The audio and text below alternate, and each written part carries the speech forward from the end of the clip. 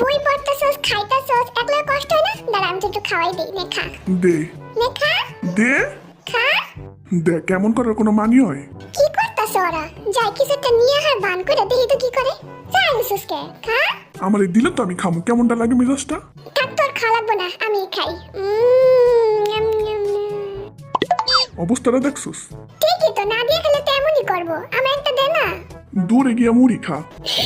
দেখছিস তুই কি কয়? আমার দিতে চায় না, কত খারাপ। কুকুর একটা দে না, এমন করস কেন? দিমু না, কি করবি? তোরও খাইতে দিব না।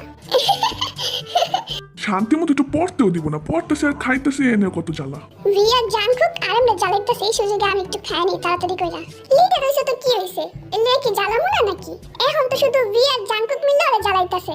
আর যখন আমরা সবাই মিলে জ্বালাই তখন আরাম বেচারা বন্দার মতো বয়া থাকে, না পারে কিছু কইতে, না পারে সহ্য করতে।